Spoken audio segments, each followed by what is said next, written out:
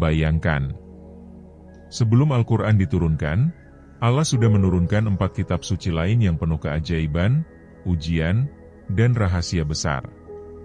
Dari Suhuf Ibrahim hingga Injil Nabi Isa, setiap kitab punya kisah dramatis yang mengubah peradaban manusia. Dan hari ini, kita akan membongkar perjalanan luar biasa itu, satu persatu, dengan cara yang bikin iman kita makin kuat.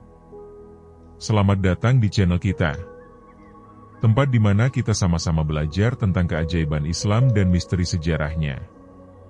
Jangan lupa klik like, subscribe, dan nyalain lonceng biar nggak ketinggalan konten terbaru. Sebelum mulai, tulis di komentar, kalian lagi nonton dari kota mana, dan sekarang jam berapa di tempat kalian? Aku pengen tahu dari mana aja keluarga besar kita menonton. Tahukah Anda bahwa sebelum Al-Quran diturunkan kepada Nabi Muhammad SAW, Allah telah menurunkan 4 kitab suci kepada para rasul terdahulu, dan setiap kitab ini memiliki keunikan dan keajaiban tersendiri yang masih mempengaruhi peradaban manusia hingga saat ini. Kisah ini dimulai dari zaman yang sangat kuno, ketika manusia pertama kali mengenal konsep wahyu ilahi, dan berlanjut melalui ribuan tahun sejarah yang penuh dengan drama spiritual yang mengguncang jiwa. Kitab pertama yang akan kita bahas adalah Suhuf Ibrahim, sebuah kumpulan lembaran suci yang diturunkan kepada Nabi Ibrahim AS, seorang tokoh yang dijuluki Halilullah atau kekasih Allah. Bayangkan jika Anda bisa kembali ke masa sekitar 4000 tahun yang lalu, ketika dunia masih dipenuhi dengan penyembahan berhala dan kepercayaan yang menyimpang, kemudian muncul seorang pemuda bernama Ibrahim yang berani menantang seluruh sistem kepercayaan zamannya. Suhuf Ibrahim bukanlah sebuah kitab yang tebal seperti yang kita bayangkan, melainkan kumpulan lembaran yang berisi ajaran tauhid murni, mengajarkan manusia untuk menyembah Allah yang Maha Esa. Dalam tradisi Islam, Suhuf Ibrahim berisi 100 lembaran yang penuh dengan hikmah dan nasihat spiritual. Namun yang memukau adalah bagaimana ajaran dalam suhuf ini mengajarkan konsep keadilan sosial yang revolusioner untuk zamannya. Ibrahim mengajarkan bahwa seorang pemimpin harus menjadi pelindung bagi yang lemah, memberikan pertolongan kepada yang membutuhkan, dan selalu berkata jujur meskipun dalam situasi yang sulit. Lebih mencengangkan lagi, Suhuf Ibrahim juga mengajarkan tentang pentingnya introspeksi diri, bagaimana setiap manusia harus meluangkan waktu untuk merenung dan mengevaluasi perbuatannya. Yang membuat Suhuf Ibrahim begitu istimewa adalah cara Allah menyampaikan wahyu kepada Ibrahim melalui mimpi yang sangat jelas dan mendalam, tidak seperti cara pewahyuan kepada nabi-nabi lainnya. Bayangkan betapa menakjubkannya pengalaman spiritual Ibrahim ketika ia menerima visi-visi ilahi dalam tidurnya, visi yang begitu nyata hingga ia rela mengorbankan putranya Ismail atas perintah yang datang melalui mimpi tersebut. Kisah pengorbanan ini kemudian menjadi dasar dari ritual haji yang masih dilakukan umat Islam hingga saat ini, menunjukkan betapa mendalam pengaruh Suhuf Ibrahim dalam membentuk tradisi keagamaan. Setelah era Ibrahim, perjalanan kitab suci berlanjut kepada Nabi Musa AS yang menerima Taurat, sebuah kitab yang revolusioner dan mengubah total peradaban manusia. Taurat diturunkan dalam suasana yang dramatis di atas Gunung Sinai, ketika Bani Israel baru saja lolos dari perbudakan di Mesir melalui serangkaian mukjizat yang menakjubkan. Bayangkan suasana ketika gunung bergetar hebat, petir menyambar berkali-kali, dan suara dahsyat terdengar dari langit, sementara Musa naik ke puncak gunung untuk menerima loh-loh batu yang berisi 10 perintah Allah.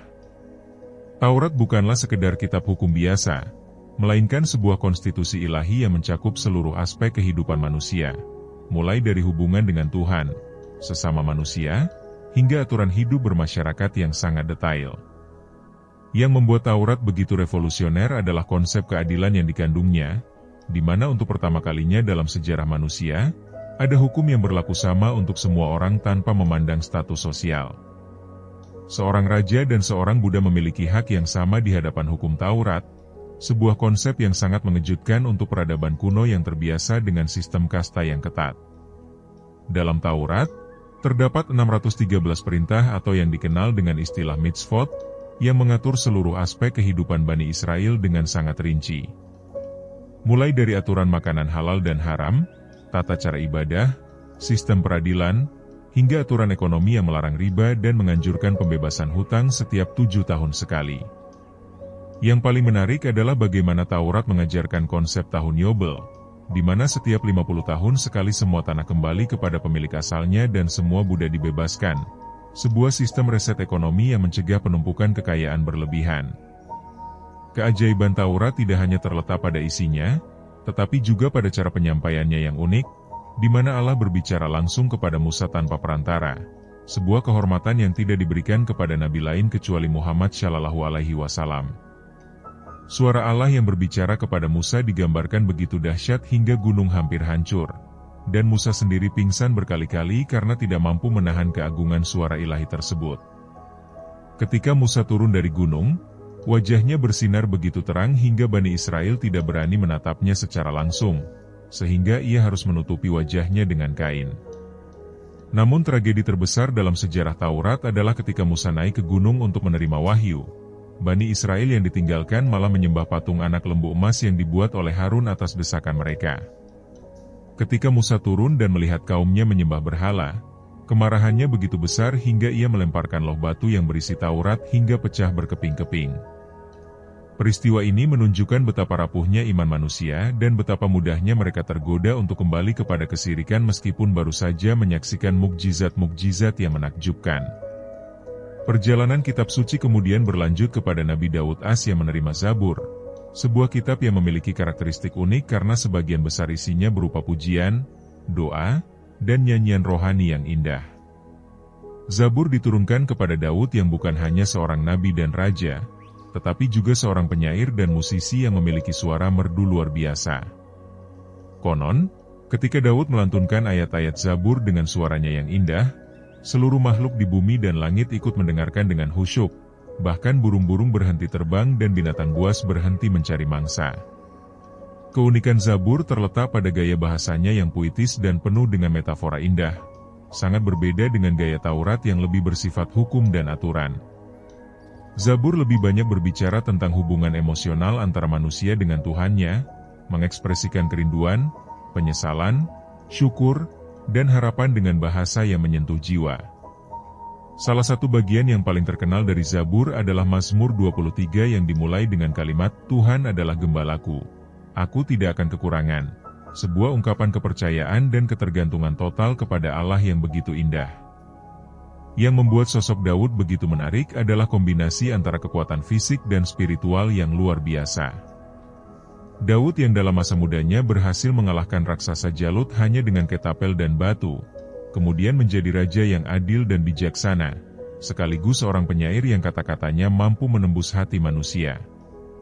Allah memberikan kepada Daud kemampuan untuk memahami bahasa burung dan kemampuan untuk melunakkan besi dengan tangannya, sehingga ia bisa membuat baju perang tanpa perlu menempa logam dengan api.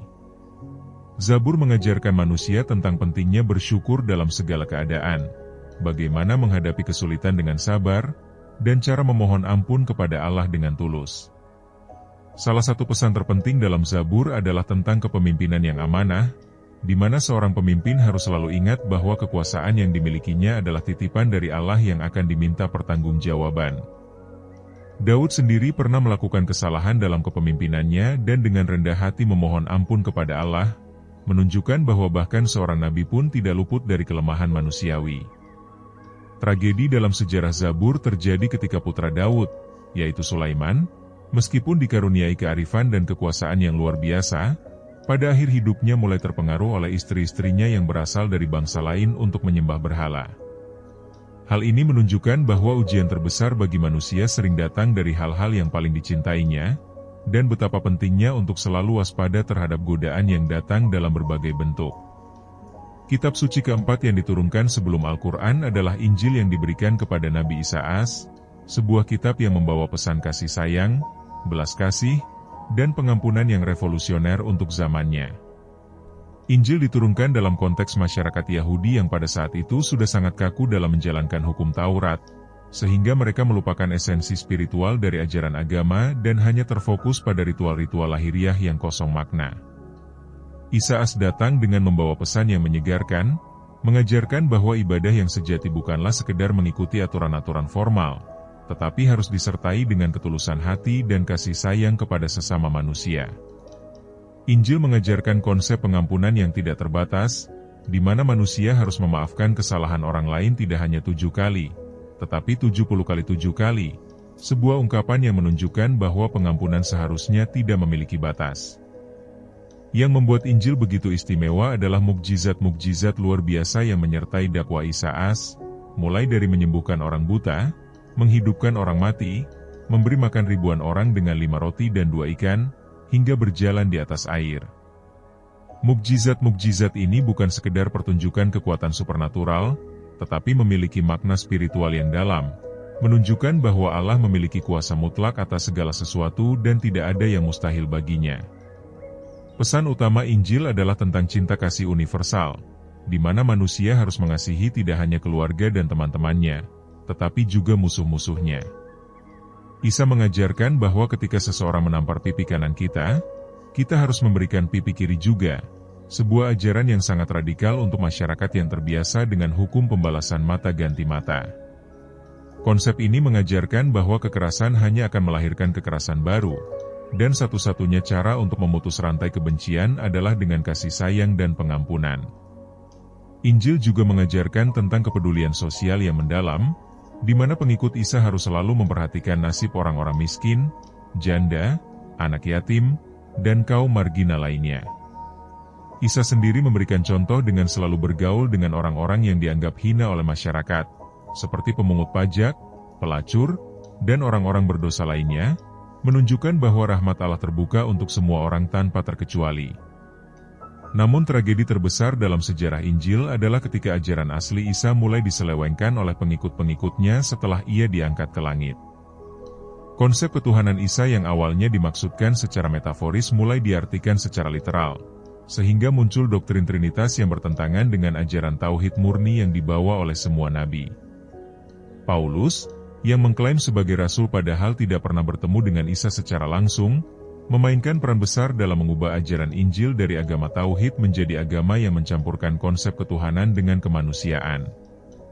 Perubahan ini semakin diperkuat oleh Konsili Nicea pada tahun 325 Masehi, di mana para pemimpin gereja secara resmi menetapkan doktrin Trinitas sebagai ajaran resmi Kristen, padahal konsep ini tidak pernah diajarkan oleh Isa sendiri.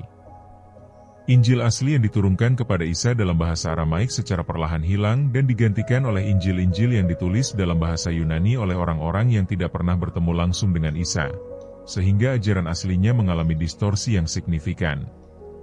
Yang menarik adalah bagaimana keempat kitab suci ini, meskipun diturunkan dalam konteks waktu dan tempat yang berbeda, memiliki benang merah yang sama yaitu ajaran tauhid atau pengesaan Tuhan. Ibrahim mengajarkan tauhid dengan menghancurkan berhala-berhala kaumnya, Musa mengajarkan tauhid melalui 10 perintah yang dimulai dengan larangan menyembah selain Allah, Daud memuji keesaan Allah melalui syair-syair indah dalam Zabur, dan Isa menegaskan bahwa tidak ada Tuhan selain Allah dan dia hanyalah seorang hamba dan rasul. Semua kitab suci ini juga mengajarkan tentang pentingnya keadilan sosial, di mana orang kaya harus membantu orang miskin, pemimpin harus melayani rakyatnya, dan setiap manusia memiliki hak yang sama di hadapan Tuhan.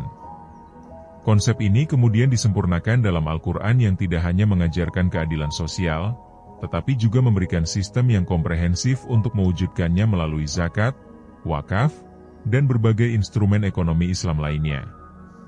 Keempat kitab suci ini juga memiliki kesamaan dalam hal peringatan tentang hari akhir, di mana semua manusia akan dimintai pertanggungjawaban atas perbuatannya di dunia.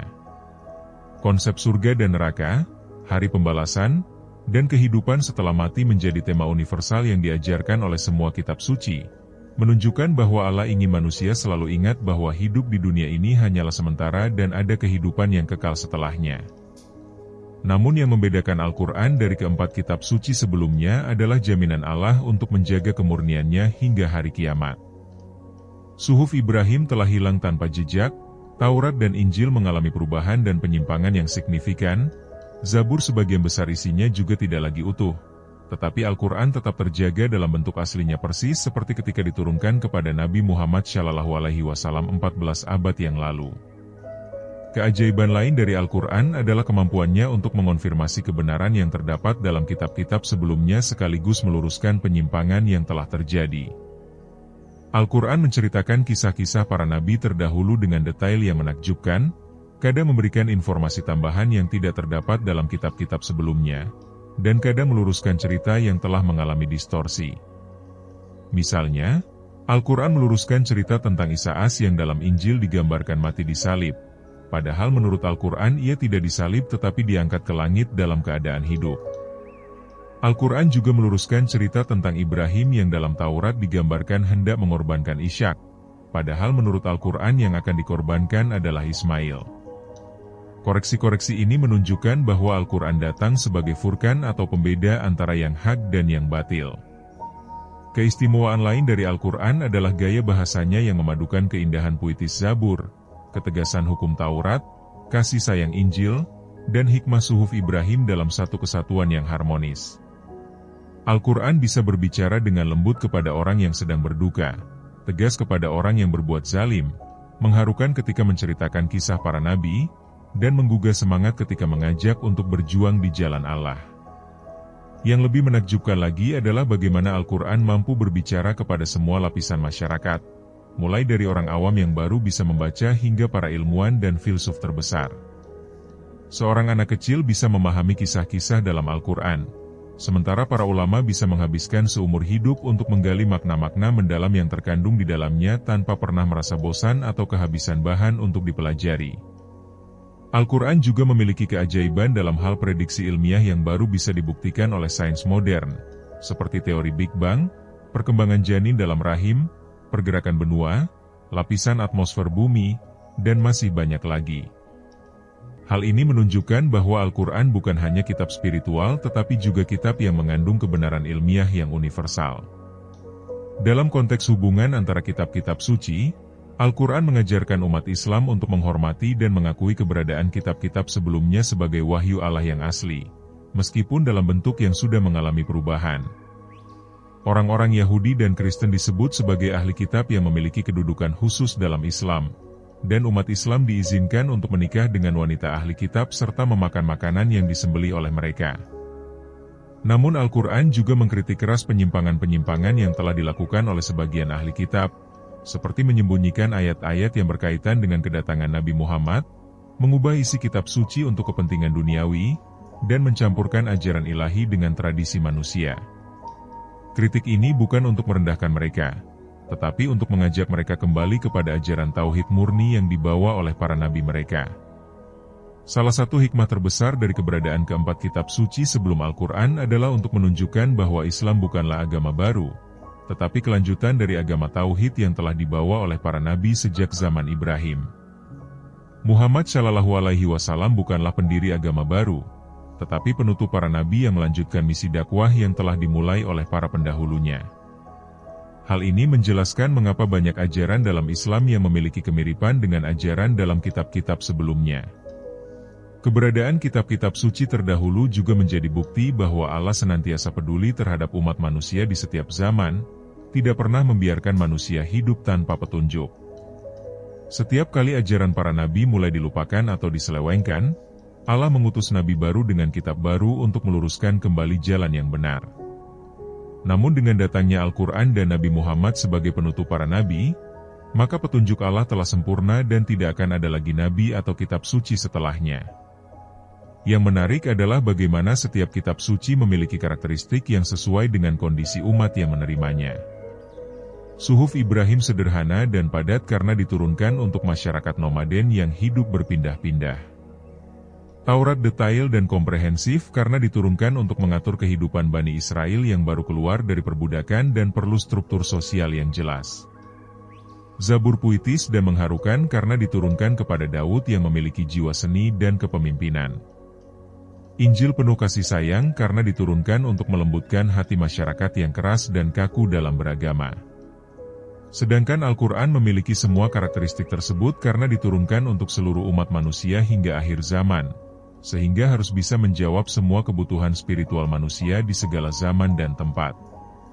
Al-Quran bisa sederhana untuk orang sederhana, detail untuk yang membutuhkan penjelasan rinci, puitis untuk yang menyukai keindahan bahasa, dan penuh kasih sayang untuk yang membutuhkan motivasi dan penghiburan.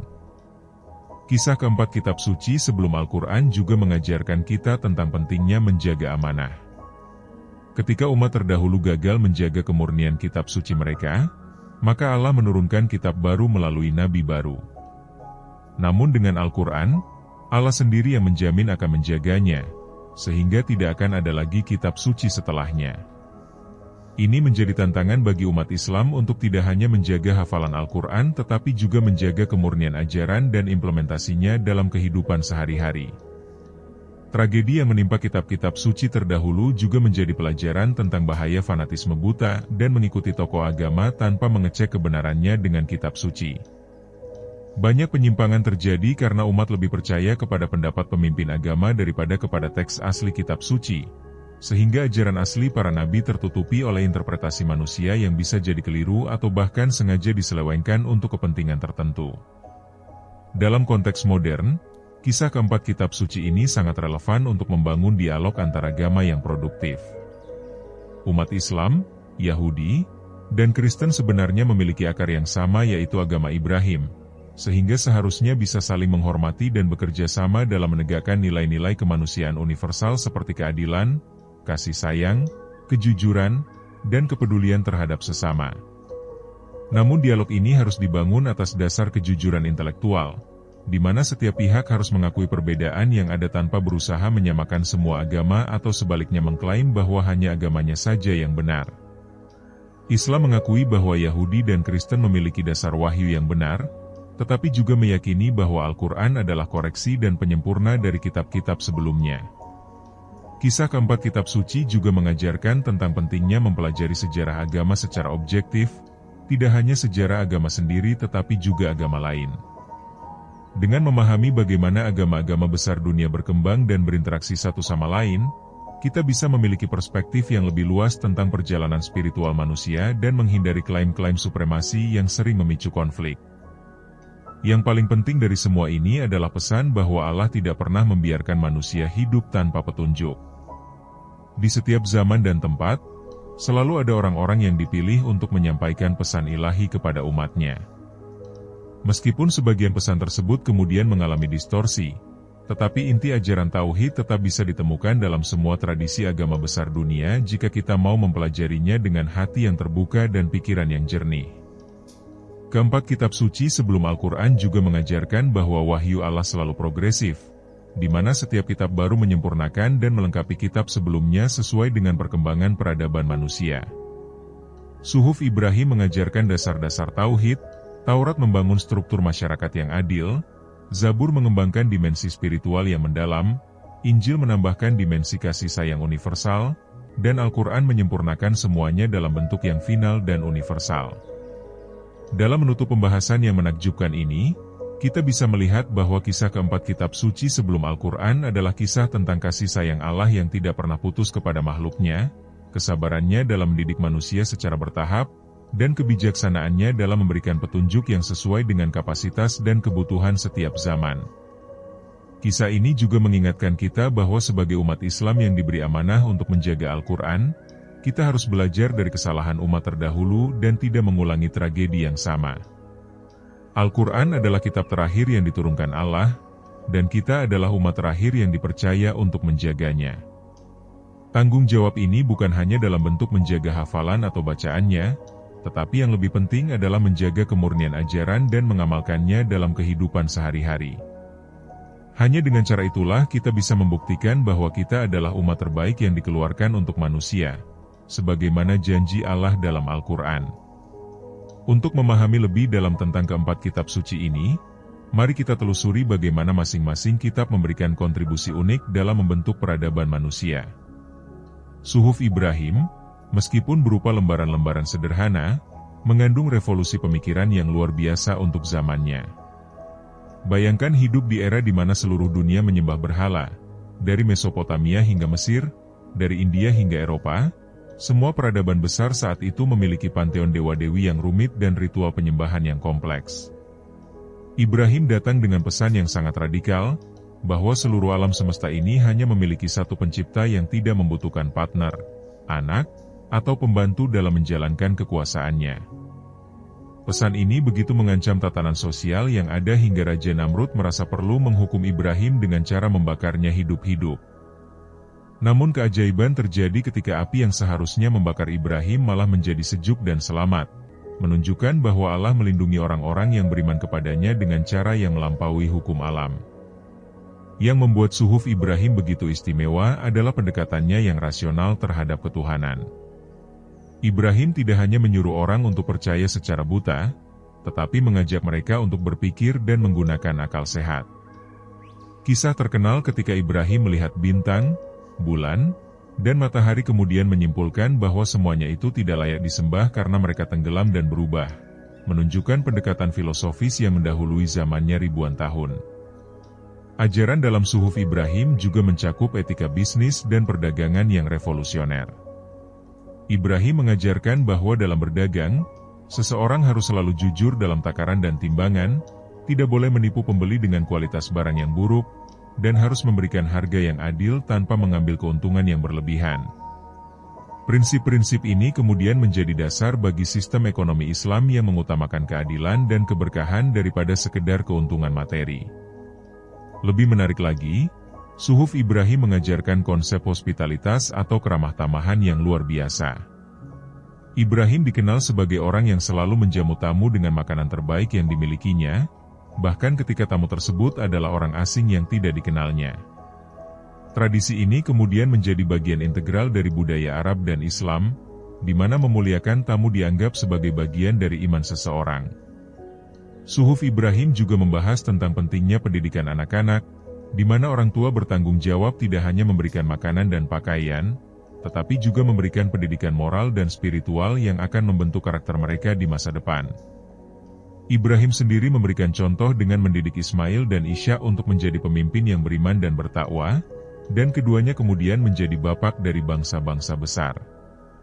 Ketika kita beralih ke Taurat, kompleksitas ajarannya mencerminkan kompleksitas masyarakat yang menerimanya. Bani Israel yang baru keluar dari Mesir adalah masyarakat yang masih trauma dengan perbudakan, belum memiliki struktur sosial yang jelas, dan perlu dibentuk menjadi sebuah bangsa yang mandiri. Taurat tidak hanya memberikan aturan-aturan ibadah, tetapi juga konstitusi lengkap untuk mengatur kehidupan bermasyarakat dan bernegara. Salah satu aspek yang paling mengagumkan dari Taurat adalah sistem peradilannya yang sangat maju untuk zamannya. Konsep presumption of innocence atau anggapan tidak bersalah sampai terbukti bersalah, keharusan adanya saksi yang kredibel, dan hak terdakwa untuk membela diri. Semua ini sudah ada dalam Taurat ribuan tahun sebelum sistem hukum modern mengenal konsep-konsep tersebut. Taurat juga mengatur sistem ekonomi yang sangat revolusioner dengan adanya tahun Sabat di mana setiap 7 tahun sekali semua hutang harus dibebaskan dan tanah harus dibiarkan beristirahat. Konsep ini mencegah terjadinya penumpukan kekayaan yang berlebihan dan memastikan bahwa bahkan orang miskin memiliki kesempatan untuk memulai hidup baru setiap 7 tahun sekali. Lebih revolusioner lagi adalah tahun Yobel yang terjadi setiap 50 tahun. Di mana semua tanah kembali kepada pemilik asalnya dan semua budak dibebaskan. Sistem ibadah dalam Taurat juga sangat detail dan simbolis. Kemah suci atau Mishkan yang dibangun di tengah perkemahan Bani Israel memiliki simbolisme yang mendalam, di mana setiap bagiannya mewakili aspek spiritual tertentu. Tabut perjanjian yang berisi loh batu Taurat ditempatkan di ruang yang paling suci, menunjukkan bahwa firman Allah adalah pusat dari kehidupan umat beriman.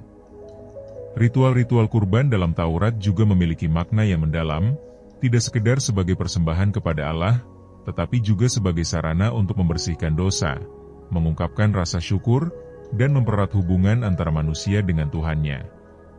Sistem imam dan lewi yang ditugaskan khusus untuk mengurus ritual keagamaan menunjukkan betapa pentingnya aspek spiritual dalam kehidupan Bani Israel. Yang menarik adalah bagaimana Taurat mengatur hubungan dengan bangsa-bangsa lain. Ada aturan yang jelas tentang bagaimana memperlakukan tawanan perang, bagaimana berdagang dengan bangsa asing, dan bagaimana menyikapi orang-orang yang ingin masuk ke dalam komunitas Bani Israel. Prinsip-prinsip ini menunjukkan bahwa Taurat tidak hanya mengatur kehidupan internal umat, tetapi juga hubungan eksternal dengan dunia luar. Namun tragedi terbesar dalam sejarah Taurat adalah ketika para pemimpin agama kemudian menambahkan aturan-aturan buatan manusia yang begitu banyak hingga menutupi esensi asli dari ajaran Musa. Tradisi Talmud yang awalnya dimaksudkan sebagai penjelasan Taurat malah menjadi lebih voluminous dan kompleks daripada Taurat itu sendiri, sehingga orang-orang awam kesulitan memahami apa sebenarnya yang diperintahkan oleh Allah. Perpindahan fokus dari esensi spiritual ke ritual lahiriah inilah yang kemudian dikritik keras oleh Isa As ketika ia datang membawa Injil. Isa melihat bahwa para pemimpin agama Yahudi lebih sibuk dengan mencuci tangan sebelum makan daripada membersihkan hati dari dengki dan kebencian, lebih peduli dengan aturan Sabat daripada menolong sesama yang sedang menderita. Injil datang dengan pendekatan yang sangat berbeda, lebih menekankan pada transformasi internal daripada kepatuhan eksternal. Isa mengajarkan bahwa ibadah yang sejati adalah ketika seseorang beribadah dalam roh dan kebenaran, bukan sekedar mengikuti ritual-ritual yang telah ditetapkan. Konsep ini sangat revolusioner karena memindahkan fokus dari tempat ibadah ke hati yang beribadah. Salah satu ajaran paling radikal dalam Injil adalah tentang cinta kasih kepada musuh. Dalam masyarakat yang terbiasa dengan hukum pembalasan, ajaran untuk mengasihi orang yang membenci kita terdengar hampir mustahil untuk dilakukan. Namun Isa memberikan contoh langsung dengan mendoakan orang-orang yang menyiksa dan menyalibnya, menunjukkan bahwa cinta kasih yang sejati tidak tergantung pada bagaimana orang lain memperlakukan kita. Injil juga mengajarkan tentang kerendahan hati yang luar biasa. Isa yang memiliki kemampuan untuk melakukan mukjizat-mukjizat yang menakjubkan, tetap hidup sederhana, bergaul dengan orang-orang miskin, dan tidak pernah menggunakan kekuatannya untuk keuntungan pribadi.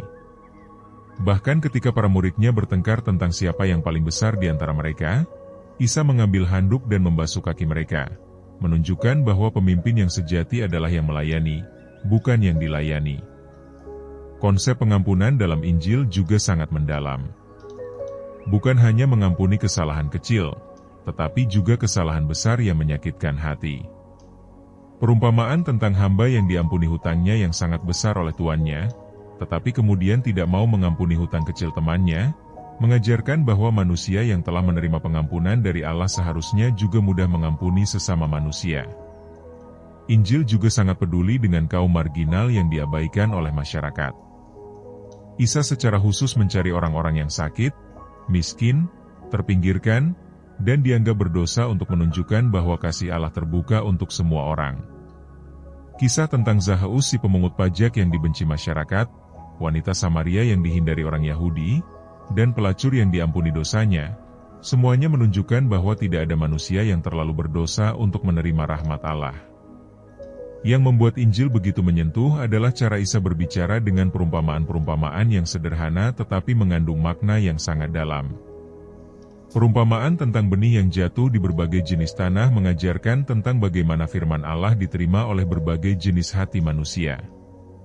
Perumpamaan tentang gembala yang mencari domba yang hilang mengajarkan tentang kasih Allah yang tidak pernah menyerah mencari manusia yang telah tersesat.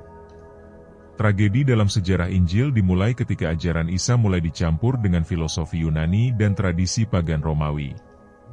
Konsep logos dalam filsafat Yunani yang berarti firman atau akal ilahi kemudian diidentikan dengan pribadi Isa, sehingga muncul doktrin bahwa Isa adalah firman Allah yang menjadi manusia.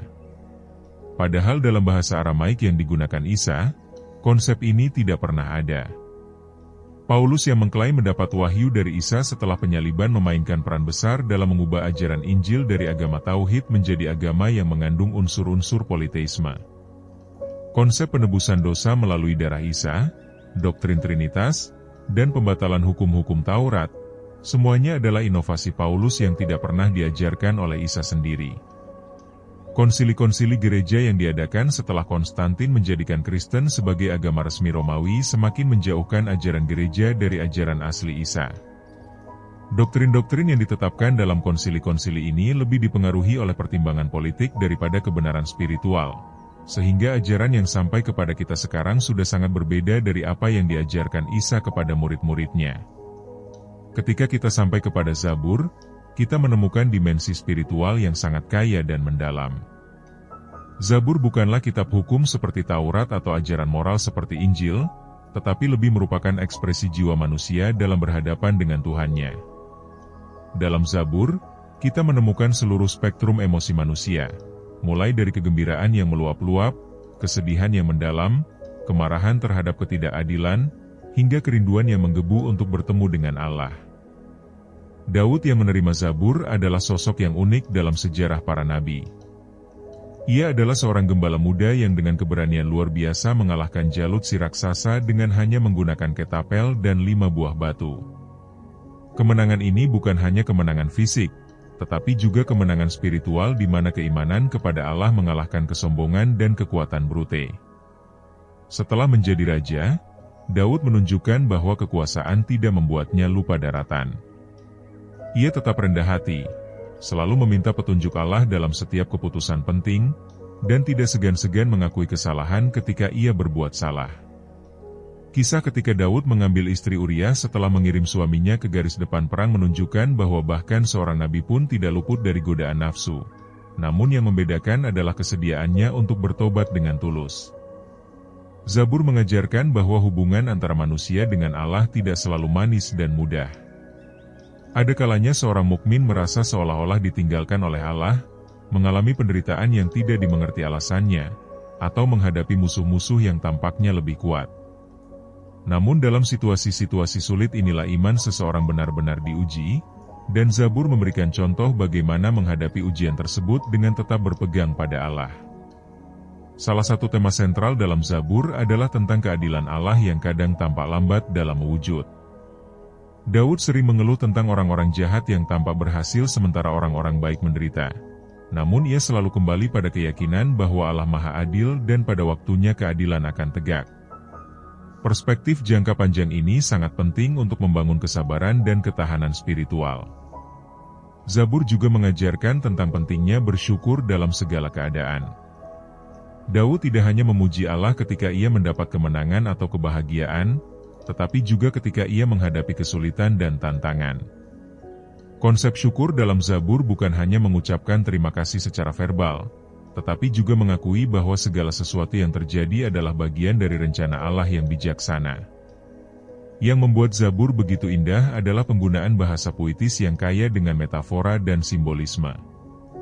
Allah digambarkan sebagai gembala yang baik, pelindung yang kuat, sumber air hidup, cahaya dalam kegelapan, dan banyak lagi perumpamaan yang membantu manusia memahami sifat-sifat Allah dengan cara yang mudah dicerna oleh hati dan pikiran. Zabur juga mengandung banyak nubuatan tentang kedatangan nabi-nabi yang akan datang setelah Daud, termasuk Isa dan Muhammad. Beberapa mazmur secara jelas menggambarkan sosok yang akan datang untuk menegakkan keadilan di bumi, mengajarkan jalan yang lurus, dan membawa rahmat bagi seluruh alam. Para ulama Muslim telah mengidentifikasi beberapa ayat dalam Zabur yang mereka yakini merujuk kepada Nabi Muhammad SAW. Tragedi dalam sejarah Zabur adalah ketika kitab ini mulai digunakan hanya sebagai bacaan liturgis dalam ibadah tanpa memahami makna spiritualnya yang mendalam. Banyak orang yang hafal Zabur di luar kepala tetapi tidak merasakan kekuatan transformatif yang dikandungnya. Zabur yang seharusnya menjadi obat bagi jiwa yang gundah malah menjadi sekedar bacaan rutinitas yang kehilangan ruhnya. Ketika kita melihat keempat kitab suci ini secara keseluruhan, kita bisa melihat perkembangan yang sangat logis dan sistematis dalam wahyu Allah kepada manusia.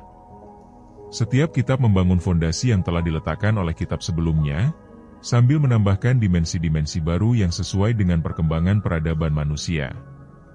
Suhuf Ibrahim meletakkan dasar tauhid yang kokoh, Taurat membangun struktur hukum dan sosial yang adil, Zabur mengembangkan dimensi spiritual dan emosional yang mendalam, Injil menambahkan dimensi kasih sayang dan pengampunan yang universal, dan Al-Quran menyempurnakan semuanya dalam bentuk yang final dan komprehensif. Yang menarik adalah bagaimana setiap kitab suci memiliki gaya bahasa yang unik sesuai dengan kepribadian Nabi yang menerimanya dan karakteristik umat yang menjadi sasarannya. Suhuf Ibrahim ringkas dan padat seperti kepribadian Ibrahim yang tegas dan lugas. Taurat detail dan sistematis seperti kepribadian Musa yang teliti dan disiplin. Zabur puitis dan emosional seperti kepribadian Daud yang sensitif dan artistik. Injil lembut dan penuh kasih sayang seperti kepribadian Isa yang penyayang dan pengampun.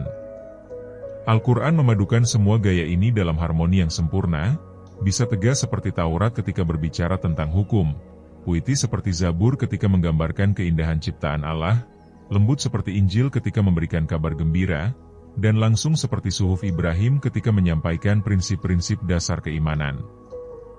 Keajaiban Al-Quran juga terletak pada kemampuannya untuk mengkonfirmasi kebenaran yang terdapat dalam kitab-kitab sebelumnya sambil meluruskan kesalahan-kesalahan yang telah masuk karena perubahan dan penafsiran yang keliru. Al-Quran tidak menolak total kitab-kitab sebelumnya, tetapi bertindak sebagai furqan atau pembeda antara yang benar dan yang salah. Misalnya, Al-Quran mengkonfirmasi bahwa Ibrahim memang seorang Hanif yang menyembah Allah yang Maha Esa, tetapi meluruskan bahwa Ibrahim bukanlah seorang Yahudi atau Kristen karena kedua agama ini baru muncul setelah masa Ibrahim.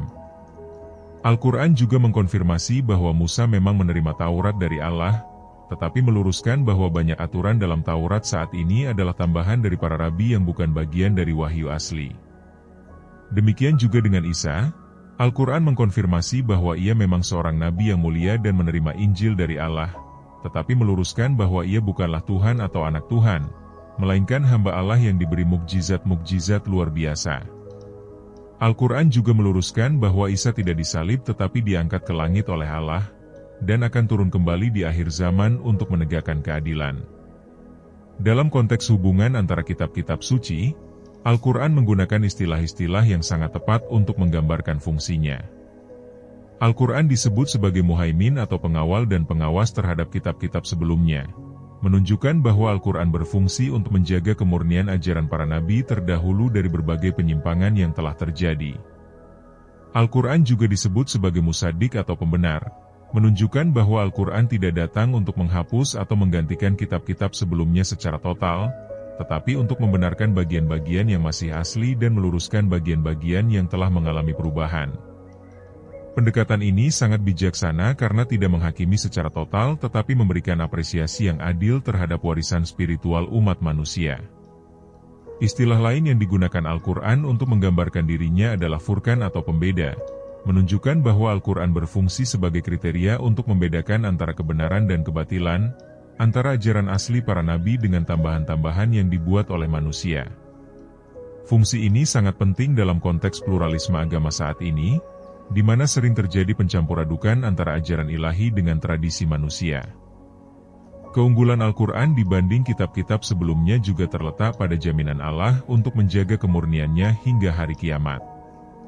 Allah berfirman bahwa Dialah yang menurunkan Al-Quran dan Dialah yang akan menjaganya, berbeda dengan kitab-kitab sebelumnya yang penjagaannya diserahkan kepada manusia sehingga mengalami perubahan dan penyimpangan. Jaminan ini terbukti dalam kenyataan bahwa selama 14 abad, Al-Quran tetap terjaga dalam bentuk aslinya tanpa mengalami perubahan sedikit pun.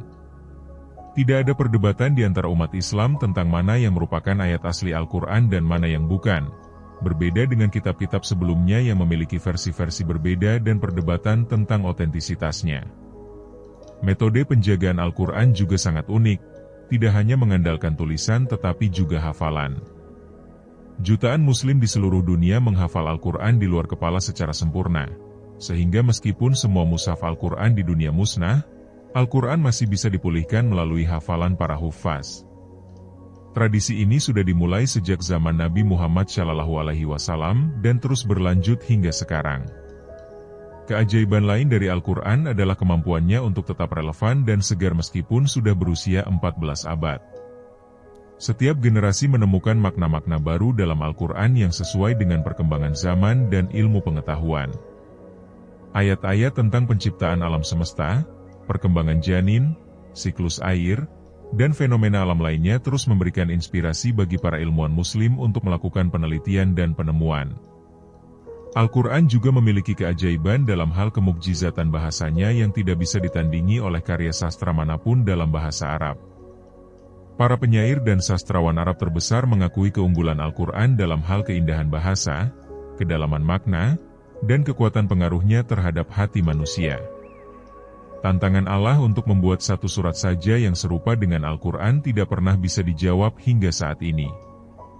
Dalam konteks dialog antaragama, Al-Quran memberikan panduan yang sangat bijaksana tentang bagaimana umat Islam seharusnya bersikap terhadap penganut agama lain, khususnya ahli kitab. Al-Quran mengajarkan untuk berdialog dengan cara yang terbaik, tidak memaksakan kehendak, dan mencari titik-titik persamaan daripada menekankan perbedaan. Prinsip, lakum dinukum waliyadin, yang berarti, untukmu agamamu dan untukku agamaku, menunjukkan bahwa Islam mengakui pluralisme agama sebagai kenyataan sejarah dan memberikan kebebasan kepada setiap orang untuk memilih keyakinannya sendiri. Namun kebebasan ini harus diimbangi dengan tanggung jawab untuk tidak menyebarkan kerusakan atau mengganggu keharmonisan sosial. Al-Quran juga mengajarkan bahwa perbedaan agama tidak boleh menjadi alasan untuk berbuat tidak adil atau bermusuhan.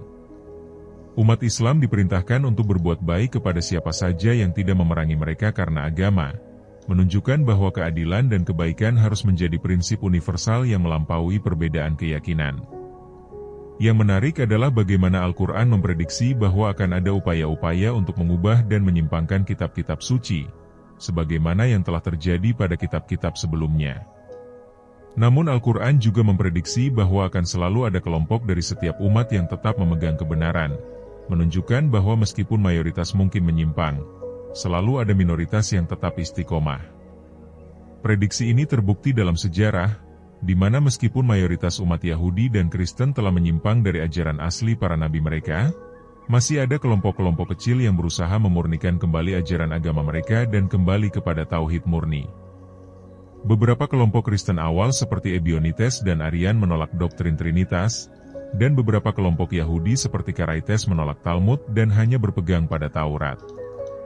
Dalam konteks modern, munculnya gerakan-gerakan reformis dalam Kristen dan Yahudi yang berusaha kembali kepada ajaran original para nabi mereka menunjukkan bahwa prediksi Al-Quran tersebut terus terbukti. Meskipun gerakan-gerakan ini masih minoritas, keberadaan mereka menunjukkan bahwa kebenaran tidak pernah benar-benar mati meskipun tertutup oleh berbagai penyimpangan. Hikmah terbesar dari kisah keempat kitab suci sebelum Al-Quran adalah bahwa Allah tidak pernah membiarkan manusia hidup tanpa petunjuk. Namun manusia sendirilah yang seringkali merusak petunjuk tersebut karena kepentingan duniawi, fanatisme buta, atau ketidakmampuan memahami pesan spiritual yang mendalam. Kisah ini juga mengajarkan bahwa pewahyuan adalah proses yang progresif, di mana setiap tahap membangun fondasi untuk tahap berikutnya. Al-Quran adalah puncak dari proses pewahyuan ini. Namun untuk memahaminya secara sempurna, kita perlu memahami konteks sejarah dan spiritual dari kitab-kitab yang datang sebelumnya. Sebagai umat Islam, kita memiliki tanggung jawab yang sangat besar untuk menjaga amanah Al-Quran tidak hanya dalam bentuk fisiknya, tetapi juga dalam implementasi nilai-nilai dan prinsip-prinsipnya dalam kehidupan sehari-hari. Kegagalan umat-umat terdahulu dalam menjaga kemurnian kitab suci mereka seharusnya menjadi pelajaran bagi kita untuk tidak mengulangi kesalahan yang sama. Alhamdulillah, itu tadi kisah tentang 4 kitab suci sebelum Al-Quran, penuh dengan mukjizat, ujian, dan hikmah yang bisa kita ambil pelajaran. Semoga ini menambah iman dan semangat kita untuk lebih dekat kepada Allah. Sebelum video ini berakhir, tulis di komentar pelajaran apa yang paling menyentuh hati kalian dari pembahasan kali ini. Jangan lupa klik like kalau video ini bermanfaat, subscribe untuk terus dukung channel ini, dan share ke teman-teman agar mereka juga ikut merasakan manfaatnya. Insya Allah kita ketemu lagi di video berikutnya dengan kisah dan misteri Islam yang gak kalah menarik. Wassalamualaikum warahmatullahi wabarakatuh.